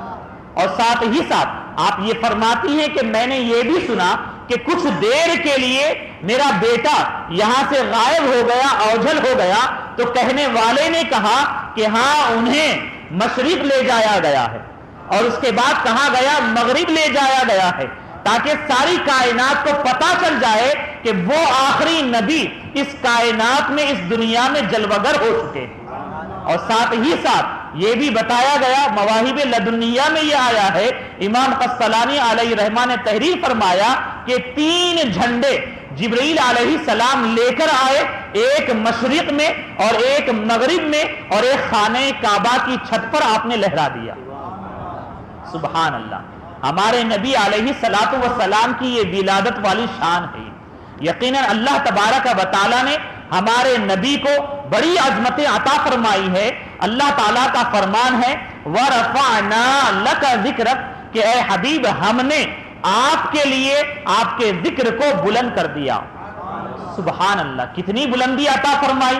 تو یقیناً احادیث کی کتابوں سے ہم کو یہ معلوم ہوتا ہے کہ اللہ تبارک و تعالیٰ نے عالم ارواح میں انبیاء علیہم السلام سے عہد لیا، وعدہ لیا، لَتُؤْمِنُنَّ بِهِ وَلَتَنْصُرُنَّ، کہ ضرور تم اس نبی پر ایمان لانا جو تمہاری تصدیق کرنے والے ہیں، اور ضرور ان کی مدد کرنا۔ تو اس کی شرح میں، تفسیر میں علماء نے فرمایا، مفسرین نے فرمایا، ہر ایک نبی آدم علیہ السلام تشریف لائے، ہر ایک نبی آئے، اپنے دور اور زمانے میں اپنے بعد والوں سے، اپنی امت سے کہتے رہے کہ سنو، ایک نبی شان والے آنے والے ہیں، ان کی علامات یہ ہیں اور ان کی شان یہ ہے اور ان کی عظمت یہ ہے۔ اس طریقے سے ہر ایک نبی آئے اور ذکر مصطفیٰ کرتے رہے، سبحان اللہ۔ اور اس طریقے سے ہمارے نبی علیہ الصلاۃ والسلام کے بارے میں، جو ہمارے نبی سے پہلے نبی رسول تشریف لائے جو عیسیٰ روح اللہ علیہ السلام ہے، آپ نے بھی اپنی امت کو یہی خبر دی، اور جس کا ذکر قرآن عظیم میں موجود ہے، وَمُبَشِّرًا بِرَسُولٍ يَأْتِي مِن بَعْدِهِ اسْمُهُ أَحْمَدُ، یعنی آپ خوشخبری دینے والے ہیں اس عظیم نبی کے جو بعد میں آنے والے ہیں، میرے بعد آنے والے ہیں، جن کا نام احمد ہے۔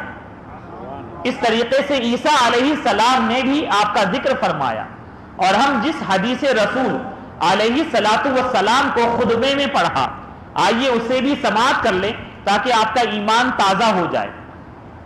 اللہ کے رسول علیہ الصلاۃ والسلام، جہاں پر آپ کا ایمان تازہ ہوگا وہیں پر آپ کو یہ بھی معلوم ہوگا کہ آج ہم اور آپ اس مسجد میں بیٹھے ذکر مصطفیٰ کر رہے ہیں، میلاد مصطفیٰ کر رہے ہیں، تو یقیناً نبی کا ذکر کرنا یہ اللہ تعالیٰ کو بھی پسند ہے اور اللہ کے رسول کو بھی پسند ہے۔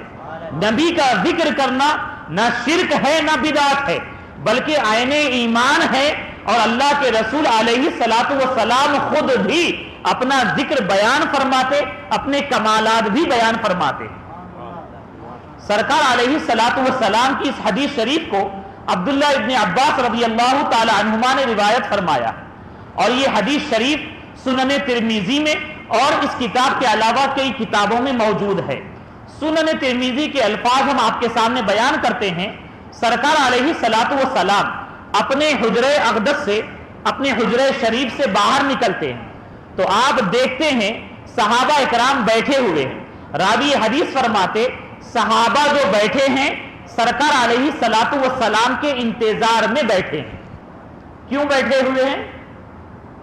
حضور کے آنے کے انتظار میں بیٹھے ہیں، اور اسی انتظار میں صحابہ اکرام بیٹھے ہوئے ہیں، سرکار تشریف لائے اور ان کے قریب ہو گئے، اور قریب ہو کر جو صحابہ آپس میں بات کر رہے ہیں، کلام کر رہے ہیں، اسے آپ سماعت فرما رہے ہیں، سبحان اللہ۔ اب صحابہ اکرام میں سے ایک صحابی یہ کہتے ہیں کہ بڑے تعجب کے ساتھ کہتے ہیں کہ اللہ تبارک و تعالیٰ نے کسی کے بارے میں ارادہ یہ فرمایا کہ اسے اپنی خلت سے نوازوں، تو اللہ تعالیٰ نے ابراہیم علیہ السلام کو اپنا خلیل بنا لیا۔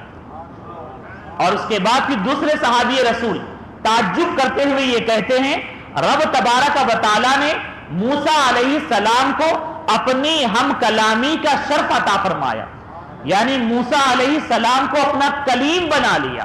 اور پھر ایک تیسرے صحابی یہ کہتے ہیں کہ اور اس سے زیادہ تعجب کرتے ہوئے کہتے ہیں کہ اللہ تبارک و تعالیٰ نے عیسیٰ علیہ السلام کو اپنا کلمہ اور اپنی روح قرار دیا ہے۔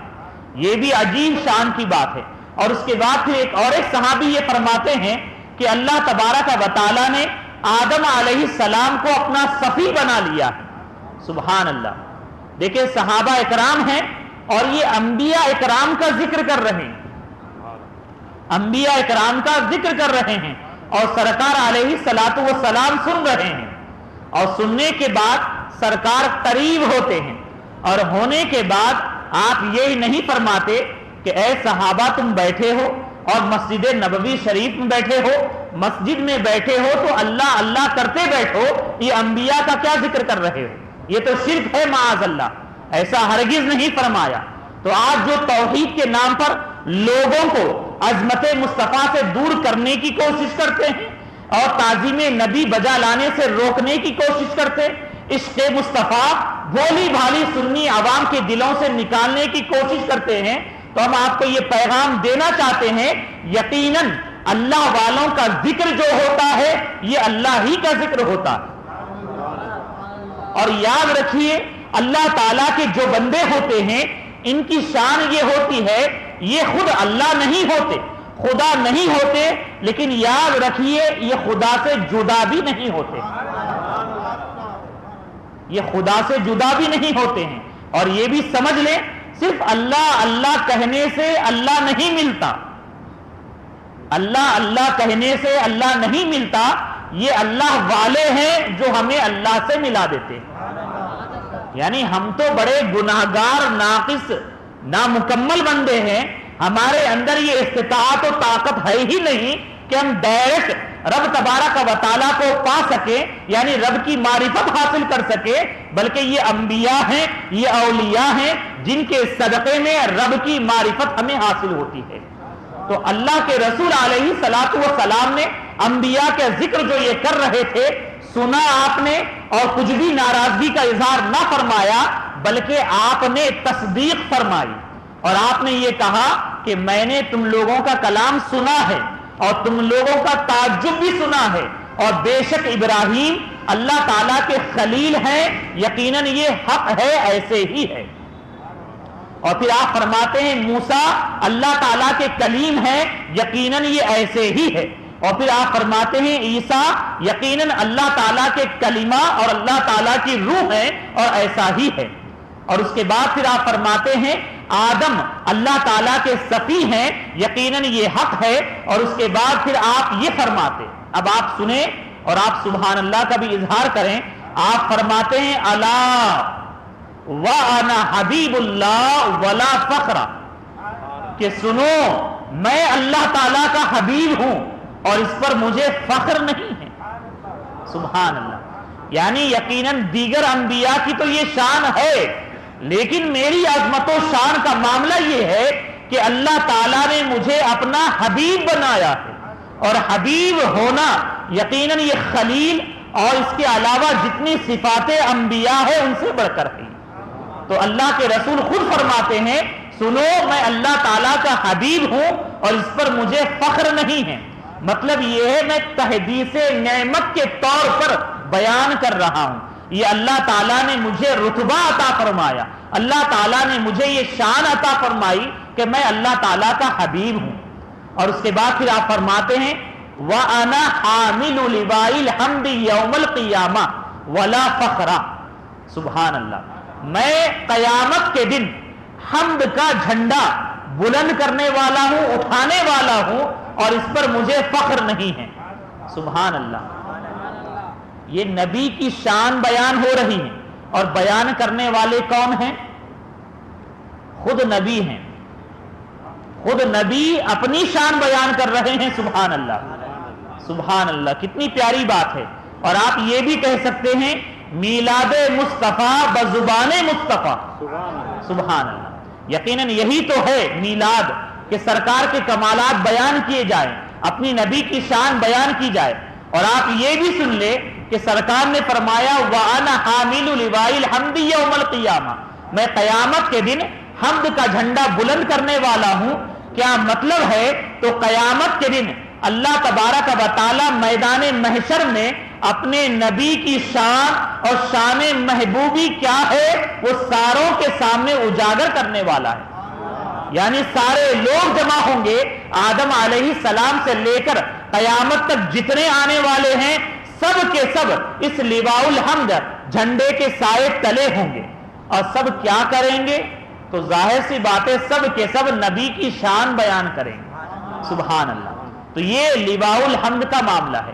اور اس کے بعد پھر آپ یہ فرماتے ہیں وَأَنَا أَوَّلُ شَافِعٍ وَأَوَّلُ مُشَفَّعٍ يَوْمَ الْقِيَامَةِ وَلَا فَخْرَ، اور سنو میں قیامت کے دن سب سے پہلے شفاعت کرنے والا ہوں، اور سب سے پہلے اللہ تعالیٰ کی بارگاہ میں میری شفاعت قبول کی جانے والی، اور اس پر مجھے فخر نہیں ہے۔ سبحان اللہ، ہمارے نبی شفیع ہیں، شفاعت فرمانے والے ہیں، اور شان آپ کی یہ ہے کہ باب شفاعت کا دروازہ جو کھولیں گے یہ بھی ہمارے نبی ہی کھولیں گے. سبحان اللہ, سبحان اللہ. ایسے نبی ہیں ہمارے, سید الانبیاء امام الانبیاء ہے.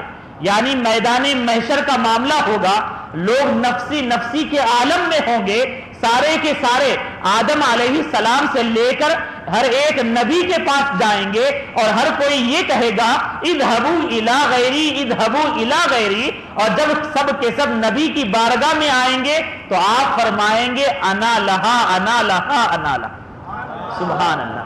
یعنی ہر ایک نبی کہیں گے اور کے پاس جاؤ, کسی اور کے پاس جاؤ, لیکن ہمارے نبی کہیں گے کہ ہاں اس کے لیے یعنی شفاعت کے لیے میں تو ہوں. سبحان اللہ. اور اس کے بعد پھر ہمارے نبی علیہ الصلوۃ والسلام رب کی بارگاہ میں سجدہ کریں گے. سبحان اللہ. اس سجدے کی شان کیا ہوگی. سبحان اللہ. آپ سجدہ کریں گے اور سجدے میں آپ خود یہ بیان کرتے ہیں میں اللہ تبارک و تعالیٰ کے کرم سے اللہ تعالیٰ کی ایسی تعریف بیان کروں گا کہ کسی نے بھی ایسی تعریف رب کی بیان ہی نہیں کی. سبحان اللہ, سبحان اللہ. آپ کا ایک نام احمد ہے, یعنی زیادہ تعریف کرنے والا. یقیناً آپ اللہ تبارک و تعالیٰ کی خوب تعریف کرنے والے ہیں, اور آپ ایسی تعریف کریں گے سجدے میں جا کر کے کسی نے کبھی کوئی ایسی تعریف ہی نہ سنی اور نہ ہی تعریف کی. تب اللہ تبارک و تعالیٰ فرمائے گا یا محمد ارفع رأسک, کہ اے محمد اپنے سر کو سجدے سے اٹھائیے. سبحان اللہ. اور اس کے بعد رب تعالیٰ فرمائے گا مانگیے عطا کیا جائے گا. سبحان اللہ. اور پھر رب تعالیٰ فرمائے گا شفاعت کیجیے, شفاعت قبول کی جائے گی. تو اس طریقے سے ہمارے نبی باب شفاعت کا دروازہ کھولیں گے. تو سب سے پہلے جب شفاعت کا دروازہ آپ کے ذریعے کھلے گا, اس کے بعد پھر انبیاء شفاعت کریں گے, اولیاء شفاعت کریں گے, اور اس کے علاوہ جن جن کو رب تبارک و تعالی اجازت عطا فرمائے گا سب کے سب رب کی بارگاہ میں شفاعتیں پیش کریں گے. یہ ہمارے نبی کی شان ہے. اور اس کے بعد پھر سرکار علیہ الصلوۃ والسلام نے فرمایا کہ سب سے پہلا میں وہ ہوں, وَأَنَا أَوَّلُ اور مَن يُحَرِّقُ حِلَقَ الْجَنَّةِ, کہ سب سے پہلا میں وہ ہوں جو جنت کا دروازہ کھٹکھٹاؤں گا. سبحان اللہ. سب سے پہلے میں جنت کا دروازہ کھٹکھٹاؤں گا, اور سب سے پہلے میرے لیے جنت کا دروازہ کھولا جائے گا, اور سب سے پہلے میں جنت میں داخل ہوں گا. سبحان اللہ. اور اس کے بعد بڑے پیارے الفاظ ہیں حدیث رسول علیہ الصلوۃ والسلام کے, ہمارے لیے سمجھیے مصدع جاں فضا ہے. سرکار علیہ الصلوۃ والسلام فرماتے ہیں سب سے پہلے میں جنت میں داخل ہوں گا, وَمَعِي فُقَرَاءُ الْمُؤْمِنِينَ, اور میرے ساتھ فقیر مومنین بھی جنت میں داخل ہوں گے. سبحان اللہ. ہم غریب ہیں, ہم فقیر ہیں, دنیا کی دولت ہمارے پاس نہیں ہے. ہم آپ سے یہی کہیں گے آپ پریشان نہ ہوں. یعنی غیروں کو بڑے بڑے محلات میں دیکھ کر بڑی بڑی دولتیں ان کے پاس ہے, یا کسی کے پاس بھی دولت ہے, آپ پریشان نہ ہو اور آپ دل آزردہ نہ کریں.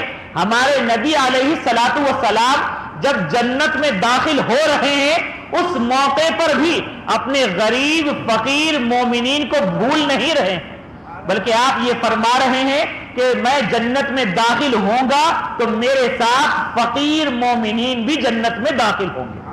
سبحان اللہ. دنیا کی دولت نہ ملے لیکن ایمان کی دولت مل گئی, ہمارے لیے سب کچھ مل گیا. بس اب ضرورت اس بات کی ہے کہ ہم رہتی دنیا میں جب تک رہیں اس ایمان پر ثابت قدم رہیں. ایمان بڑی اہم دولت ہے, بہت اہم اللہ تعالیٰ کی نعمت ہے. اس کی حفاظت ہمیں اپنے مال سے زیادہ کرنا ہے. یعنی ہم اپنے مال کو اور اپنی جائیداد کو بڑی محفوظ جگہ پر تجوری میں رکھتے ہیں, اور یہ سمجھتے ہیں گھر میں محفوظ نہیں ہے تو بینک کے لاکر میں رکھتے ہیں. جو ظاہری کوششیں ہیں وہ کرتے ہیں, لیکن یاد رکھیے اس سے زیادہ حفاظت ہمیں ایمان کی کرنا ہے. اور ایمان کے لٹیرے بہت سارے بھیز میں آپ کے سامنے آئیں گے، اور بہت سارے وہ ہوں گے جو آپ کو شہد دکھائیں گے، زہر پلائیں گے، لیکن آپ کا کام یہ ہونا چاہیے کہ آپ ایسے شہد کو ہرگز قبول نہ کریں جس سے آپ کی جان تو جائے گی ہی جائے گی، ساتھ میں آپ کا ایمان بھی چلا جائے گا۔ تو آپ کو چاہیے کہ آپ اپنے ایمان کی حفاظت کریں اور ہمیشہ رب کی بارگاہ میں دعا کرتے رہیں، اللہ تبارک و تعالی مجھے مذہب حق اہل سنت و جماعت پر قائم رکھے اور اسی پر میرا خاتمہ بھی فرمائے۔ اور اس کے بعد حدیث شریف کا آخری جملہ ہے، سرکار فرماتے ہیں وَأَنَا سَيِّدُ الْأَوَّلِينَ وَالْآخِرِينَ، اور ایک حدیث شریف میں یہ بھی ہے وَأَنَا أَكْرَمُ الْأَوَّلِينَ وَالْآخِرِينَ وَلَا فَخْرَ، کہ میں جتنے اگلے ہیں اور جتنے پچھلے بعد آنے والے ہیں ان تمام کا سردار ہوں، اس پر مجھے فخر نہیں ہے۔ سبحان اللہ، سبحان اللہ۔ نبی علیہ الصلوۃ والسلام کی یہ عظمت و شان ہے، یہ آپ کی رفعت کا معاملہ ہے، اور پھر ہم اور آپ سرکار کی شان کیا بیان کر سکتے ہیں؟ آئیے حسان ابن ثابت رضی اللہ تعالیٰ عنہ کے اشعار سماعت فرمائیں۔ سرکار علیہ الصلوۃ والسلام کے یہ وہ صحابی ہیں حسان ابن ثابت رضی اللہ تعالیٰ عنہ کہ آپ سرکار علیہ الصلوۃ والسلام جب چاہتے کہ آپ اپنی تعریف سنیں یا پھر جو دشمنان رسول ہیں جو سرکار کی شان میں برے اشعار کہیں اس کا جواب دیا جائے، تو سرکار علیہ الصلوۃ والسلام حسان ابن ثابت رضی اللہ تعالیٰ عنہ سے فرماتے کہ اے حسان منبر پر کھڑے ہو جاؤ۔ سبحان اللہ۔ تھک گئے کیا آپ حضرات؟ جی بہت جلدی انشاءاللہ ہم ختم کرتے ہیں، ٹھیک ہے؟ آج کی رات جاگنے کی رات ہے، اور صرف جاگنے کی رات نہیں ہے بلکہ اپنی قسمتوں کو جگانے والی رات ہے، اپنے مقدر کو جگانے والی رات ہے۔ الحمدللہ۔ تو درود شریف پڑھ لیں، اللہم صلی علی سیدنا و مولانا محمد معدن الجود والکرم وآلہ واصحابہ وبارک وسلم۔ ام المؤمنین سیدہ عائشہ طیبہ طاہرہ صدیقہ بنت صدیق رضی اللہ تعالی عنہ فرماتی ہیں کہ سرکار علیہ الصلوۃ والسلام حسان ابن ثابت رضی اللہ تعالی عنہ سے فرماتے کہ اے حسان منبر پر کھڑے ہو جاؤ اور میری نعت پڑھو، میری شان بیان کرو۔ سبحان اللہ، سبحان اللہ۔ کتنی پیاری بات ہے، سرکار کی نعت پڑھنا یہ صحابی رسول کی سنت ہے، اور نعت سننا یہ نبی کی سنت ہے۔ تو الحمدللہ جو یہاں پر نعت پڑھتے ہیں یا نعت پڑھنے کا شوق اور جذبہ رکھتے ہیں، یقیناً وہ قابل مبارکباد ہے۔ اور یقیناً امام صاحب نے جو کہا ہے کہ نعت نبی پڑھنے سے فائدہ کیا ہوتا ہے، آپ کے عشق مصطفیٰ میں اضافہ ہوتا ہے۔ یعنی آپ کو چاہیے کہ آپ چلتے پھرتے اٹھتے بیٹھتے نعت نبی ہی پڑھتے رہیں۔ آپ جب آپ کی زبان پر جب یا مصطفیٰ جاری ہو جائے گا، تب آپ اپنے دل میں ایک خاص طمانینت، ایک خاص سکون محسوس کریں گے۔ آپ کے دل کو بھی ٹھنڈک پہنچے گی اور آپ کی آنکھوں کو بھی ایک خاص ٹھنڈک پہنچے گی، یعنی جو دنیا کی تکالیف ہے وہ دور ہو جائے گی، اور یقیناً آپ کے عشق مصطفیٰ میں بھی اضافہ ہوگا۔ تو صحابی رسول کے لیے منبر لگایا جاتا، اور سرکار یہ فرماتے کہ جب حسان میری نعت پڑھتے تو اللہ تبارک و تعالی روح القدس یعنی جبریل علیہ السلام کے ذریعے ان کی تائید فرماتا۔ سبحان اللہ، سبحان اللہ۔ یہ شان ہے حسان ابن ثابت رضی اللہ تعالی عنہ کی، اور وہ فرماتے ہیں وَأَحْسَنُ مِنْكَ لَمْ تَرَ قَطُّ عَيْنِي وَأَجْمَلُ مِنْكَ لَمْ تَلِدِ النِّسَاءُ خُلِقْتَ مُبَرَّأً مِنْ كُلِّ عَيْبٍ كَأَنَّكَ قَدْ خُلِقْتَ كَمَا تَشَاءُ۔ سبحان اللہ۔ آپ فرماتے ہیں یا رسول اللہ وَأَحْسَنُ مِنْكَ لَمْ تَرَ قَطُّ عَيْنِي، یا رسول اللہ، اے اللہ کے رسول، آپ ایسے حسن و جمال والے ہیں کہ آپ جیسا میری آنکھ نے کبھی دیکھا ہی نہیں۔ اور آگے آپ خود جواب بھی دیتے ہیں، سبحان اللہ۔ آپ فرماتے ہیں وَأَجْمَلُ مِنْكَ لَمْ تَلِدِ النِّسَاءُ، یا رسول اللہ آپ ایسے صاحب جمال ہے، ایسے حسین و جمیل ہے کہ آپ جیسا کسی ماں نے جنا ہی نہیں، پیدا ہی نہیں کیا۔ تو آنکھ کیسے دیکھے گی پھر؟ اور اس کے بعد پھر آپ فرماتے ہیں خلقت مبرأ من کل عیب، کہ یا رسول اللہ، اللہ تعالیٰ نے آپ کو ہر عیب سے پاک پیدا کیا ہے، یعنی آپ ہر عیب سے پاک پیدا کیے ہیں۔ تو معاملہ یہ ہے کہ اللہ تبارک و تعالیٰ نے اس طریقے سے آپ کو پیدا کیا کہ آپ میں کوئی عیب ہی نہیں ہے۔ اور پھر آپ خود یہ فرماتے ہیں کأنک قد خلقت کما تشاء، گویا کہ آپ جیسے چاہتے تھے اللہ تعالیٰ نے ویسے ہی آپ کو پیدا کیا۔ سبحان اللہ۔ ابو ہریرہ رضی اللہ تعالی عنہ فرماتے ہیں ما رأیت شیئا احسن من رسول اللہ صلی اللہ تعالی علیہ وسلم، کہ میں نے سرکار علیہ الصلوۃ والسلام سے زیادہ حسین کسی چیز کو دیکھا ہی نہیں ہے۔ شیخ عبدالحق محدث دہلوی علیہ رحمہ اپنی کتاب مدارج النبوہ میں اس حدیث کو لکھتے ہیں، لکھنے کے بعد فرماتے ہیں کہ صحابی رسول نے یہ نہیں فرمایا ما رأیت رجلا ما رأیت ناسا، یعنی یہ نہیں فرمایا کہ میں نے آپ سے زیادہ حسین کسی آدمی کو نہیں دیکھا، کسی انسان کو نہیں دیکھا، بلکہ آپ نے فرمایا کہ آپ سے زیادہ حسین کسی چیز کو میں نے نہیں دیکھا۔ سبحان اللہ۔ اور براء ابن عازب رضی اللہ تعالی عنہ فرماتے ہیں کہ سرکار علیہ الصلوۃ والسلام ایک مرتبہ سرخ رنگ کا حلہ جبہ مبارک یا چادر شریف اوڑھے ہوئے آپ چارپائی پر لیٹے ہوئے تھے اور چاند جو ہے جگمگا رہا تھا۔ تو آپ یہ فرماتے ہیں کہ میں کبھی سرکار کو دیکھ لیتا اور کبھی چاند کو دیکھ لیتا۔ اور ایک حدیث میں تو یہ آیا ہے کہ سرکار علیہ الصلوۃ والسلام کے حسن و جمال کا معاملہ یہ ہے کہ سورج اپنی تمام تر تابانی کے ساتھ جگمگا رہا ہو، چاند اپنی مکمل چاندنی کا اظہار کر رہا ہو، اس موقع پر اگر ہم سرکار کو دیکھتے تو سرکار کی نورانیت ہی کا عالم یہ ہوتا کہ آپ کی نورانیت سورج پر اور اسی طریقے سے چاند پر بھی غالب آتی۔ سبحان اللہ۔ یہ ہمارے نبی علیہ الصلوۃ والسلام کی عظمت و شان ہے۔ اور سرکار اعلیٰ حضرت امام اہل سنت مجدد اعظم علیہ رحمہ نے فرمایا عید ربیع الاول کے سلسلے میں نثار تیری چہل پہل پر ہزاروں عید ربیع الاول سوائے ابلیس کے جہاں میں سبھی تو خوشیاں منا رہے ہیں۔ سبحان اللہ۔ اس کا پس منظر کیا ہے؟ علامہ سہیلی جو روض العنف کے سیرت نگار ہے، سیرت رسول کی آپ نے کتاب لکھی، آپ نے یہ فرمایا کہ شیطان 4 مرتبہ چیخا چلایا رویا۔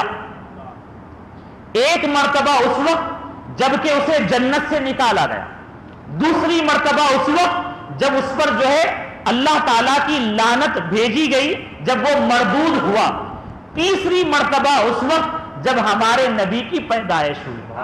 سبحان اللہ۔ اور چوتھی مرتبہ اس وقت جب سورہ فاتحہ کا نزول ہوا۔ سبحان اللہ۔ تو یہ 4 مرتبہ ہے۔ اسی بات کو اعلیٰ حضرت امام اہل سنت نے شعر میں ظاہر فرمایا ہے نثار تیری چہل پہل پر ہزاروں عیدیں ربیع الاول سوائے ابلیس کے جہاں میں سبھی تو خوشیاں منا رہے ہیں۔ اور بہت سارے جلنے والے ہوتے ہیں، وہ آپ کے سامنے کہتے رہتے ہیں عید میلاد کہاں سے ثابت ہے، اس پر یہ ہے، اس پر یہ ہے، اس پر یہ ہے۔ ہمارے امام نے جو کہا آپ ان سے یہی کہہ دیں حشر تک ڈالیں گے ہم پیدائش مولا کی دھوم، حشر تک ڈالیں گے ہم پیدائش مولا کی دھوم، مثل فارس نجد کے قلعے گراتے جائیں گے۔ اور ساتھ میں یہ بھی پیغام دے خاک ہو جائیں عدو دشمن مٹی میں مل جائے، یہ کہہ رہے ہیں اعلیٰ حضرت، خاک ہو جائیں عدو جل کر مگر ہم تو رضا، دم میں جب تک دم ہے ذکر ان کا سناتے جائیں گے۔ اور آپ یہ بھی کہیں ان سے مٹ گئے مٹتے ہیں مٹ جائیں گے آدھا تیرے یا رسول اللہ، مٹ گئے مٹتے ہیں مٹ جائیں گے آدھا تیرے، نہ مٹا ہے نہ مٹے گا کبھی چرچا تیرا۔ بس آخر میں ہم دعا کرتے ہیں اللہ تبارک و تعالیٰ کی بارگاہ میں، اللہ تعالیٰ ہم تمام کی اس محفل میلاد پاک کو قبول فرمائے، اور ہم تمام کی حاضری کو قبول فرمائے۔ اللہ تعالیٰ کی بارگاہ میں دعا ہے کہ اس خاص محفل میلاد النبی صلی اللہ تعالیٰ علیہ وسلم کی خاص رحمتوں اور برکتوں سے ہم سب کو مالا مال فرمائے، اور جو کچھ بھی ذکر پاک ابتدا سے لے کر انتہا تک کیا گیا اللہ تبارک و تعالیٰ اسے اپنی بارگاہ میں قبول فرمائے، تلاوت قرآن کو اپنی بارگاہ میں قبول فرمائے، نعت رسول جن جن حضرات نے پڑھا ہے اسے بھی اپنی بارگاہ میں قبول فرمائے، اور جو کچھ بیان کیا گیا اللہ تعالیٰ اسے بھی قبول فرمائے، اور اس میں جو کچھ بھی عمدن یا سہون خطا ہوئی ہو اسے معاف فرمائے، اور ہمارے تمام تر ذکر پاک اور جو کچھ شیرنی یہاں پر رکھی ہے اللہ تبارک و تعالیٰ اس کا ثواب اپنے شان کریمی و رحیمی کے مطابق عطا فرمائے، اور جو کچھ بھی ثواب اللہ تعالیٰ عطا فرمائے اسے ہم سید الانبیاء امام المرسلین باعث تخلیق کائنات رحمت للعالمین حضرت سیدنا محمد مصطفیٰ صلی اللہ تعالیٰ علیہ وسلم کی بارگاہ مقدسہ میں پیش کرتے ہیں۔ اللہ تبارک و تعالیٰ اسے قبول فرمائے، اور سرکار علیہ الصلوۃ والسلام کے صدقے میں تمام انبیاء و مرسلین علیہ الصلوۃ والسلام کی بارگاہ میں پیش ہے، اسے قبول فرمائے، اور ان نفوس قدسیہ کے سلسلے کے ذریعے یا رب تبارک و تعالیٰ تمام تر صحابہ و صحابیات، ازواج مطہرات، اہل بیت اطہار، تابعین تبع تابعین، ائمہ مجتہدین، ائمہ محدثین، ائمہ فقہا، بالخصوص پیران پیر غوث اعظم دستگیر روشن ضمیر رضی اللہ تعالی عنہ کی بارگاہ میں نظر ہے، یا اللہ قبول فرما۔ سرکار غوث اعظم رضی اللہ تعالی عنہ کے صدقے میں اس کا ثواب سلطان الہند حضرت سیدنا خواجہ غریب نواز علیہ رحمہ اور تمام سلسلے قادریہ، سہروردیہ، نقشبندیہ، چشتیہ، برکاتیہ، عالیہ، رضویہ، اور بالخصوص سرزمین دکن پر آرام فرما تمام اولیاء اکرام کی بارگاہ میں نظر ہے، یا اللہ اسے قبول فرما۔ یا رب تبارک و تعالی آج کی محفل پاک کے صدقے میں ہم تمام کے گناہوں کو معاف فرما، یا اللہ ہم تمام کی مغفرت فرما، یا اللہ ہم تمام کی مغفرت فرما، یا اللہ اس محفل سے اٹھنے سے پہلے پہلے ہم تمام کی مغفرت فرما دے، ہمارے اہل خانہ کی مغفرت فرما، ہمارے ماں باپ کی مغفرت فرما، اور ہمارے رشتہ داروں اقارب کے جتنے مرحومین و مرحومات ہیں ان تمام کی مغفرت فرما۔ یا الہ العالمین آج کی رات کی خاص برکتوں رحمتوں سے ہم تمام کو مالا مال فرما، یا الہ العالمین جو پریشان حال ہے ان کی پریشانی کو دور فرما، یا اللہ جو بے روزگار ہیں تو اپنے کرم اور اپنے فضل سے انہیں حلال روزی کا بہتر ذریعہ عطا فرما، یا اللہ جو برسر روزگار ہیں اور بے برکتی کے شکار ہیں یا رب تبارک و تعالیٰ ان کے روزگار میں، ملازمت میں، گھر میں برکتیں عطا فرما، یا اللہ تمام کو نظر بد سے محفوظ و معمون فرما، یا اللہ جو بیمار ہے اور جن کے گھر میں بیمار ہیں یا رب تبارک و تعالیٰ ان تمام کو جسمانی روحانی شفا یابی عطا فرما، اور تمام تر زمینی بحری بری بلاؤں سے محفوظ و معمون فرما، جادو ٹونے برے اثرات سے محفوظ و معمون فرما، یا اللہ تمام مسلمانوں کی جان و مال، عزت و آبرو، ایمان و عمل کی حفاظت فرما، یا اللہ ہم تمام کو مذہب حق اہل سنت و جماعت پر استقامت عطا فرما، یا اللہ ہم تمام کو بد عقیدوں کی بد عقیدگی سے محفوظ فرما، یا اللہ گمراہوں کی گمراہی سے ہم تمام کی حفاظت فرما، یا اللہ سارے جہاں میں مذہب اسلام کا بول بالا فرما، یا اللہ مذہب حق اہل سنت و جماعت کا بول بالا فرما، یا اللہ تو علام الغیوب ہے، علیم بذات الصدور ہے۔ آج کی محفل پاک میلاد النبی کی محفل ہے، آج کی محفل میں جو شرکت کرتے ہیں صوفیاء نے، علماء نے، اکابر نے فرمایا ان کی مرادیں قبول ہو جاتی ہیں، مقبول ہوتی ہیں۔ یا رب تبارک و تعالیٰ تیری بارگاہ میں تیرے بندے عاجزانہ انداز میں ہاتھ پھیلائے ہیں، یا اللہ تمام کی نیک دعاؤں کو، جائز مقاصد کو پورا فرما، یا اللہ تمام کی جائز مرادوں کو پورا فرما، یا اللہ تمام کی خالی جھولیوں کو بھر دے۔ یا رب تبارک و تعالیٰ تو اپنے کرم اور اپنے فضل سے وہ تمام ہمیں عطا فرما جو ہمارے حق میں جائز و بہتر ہے۔ یا رب تبارک و تعالیٰ آج کی محفل پاک کے صدقے میں ہم تمام کو اپنے حبیب پاک علیہ الصلوۃ والسلام کے دیار مبارک کی حاضری نصیب فرما، یا اللہ تیرے حبیب پاک علیہ الصلوۃ والسلام کے مقدس دیار کی بار بار حاضری نصیب فرما، یا الہ العالمین ہمیں عمرہ اور حج جیسی عظیم سعادت سے سرفراز فرما، یا الہ العالمین سارے جہاں میں مذہب اسلام کا بول بالا فرما، اور جو بھی آثار اسلامیہ ہیں، مساجد، مدارس اور مقابر کی حفاظت فرما، یا رب تبارک و تعالی ہم تمام کا خاتمہ ایمان پر فرما. یا اللہ ہمیشہ ہمیں محبت رسول میں جینے اور مرنے کی توفیق عطا فرما. یا اللہ ہماری آنے والی نسلوں کو بھی محبت رسول اور عشق مصطفیٰ عطا فرما اور اسی میں انہیں بھی جینے اور مرنے کی توفیق عطا فرما. اور بروز محشر ہمیں اور ہماری آنے والی نسلوں کو نبی کریم علیہ الصلوۃ والسلام کی شفاعت عظمیٰ نصیب فرما اور بلا حساب و کتاب جنت میں داخلہ نصیب فرما. یا الہ العالمین اس مسجد کے تعمیر و ترقی میں اور اس محفل پاک کو سجانے میں جن جن حضرات نے تعاون کیا ہے یا تعاون کرتے ہیں دامے درمے قدمے سخنے، یا رب تبارک و تعالی تمام کے تعاون کو قبول فرما اور انہیں بھی دونوں جہاں کی برکتوں اور رحمتوں سے مالا مال فرما. انہیں دونوں جہاں کی برکتوں اور رحمتوں سے مالا مال فرما. یا اللہ جو کچھ ہم نے مانگا ہے وہ بھی عطا فرما اور جو ہمارے حق میں جائز و بہتر ہے وہ بھی عطا فرما. اللہم ربنا تقبل منا انک انت السمیع العلیم وتب علینا یا مولانا انک انت التواب الرحیم برحمتک یا ارحم الراحمین والحمد للہ رب العالمین بحق لا الہ الا اللہ محمد رسول اللہ صلی اللہ تعالی علیہ وسلم.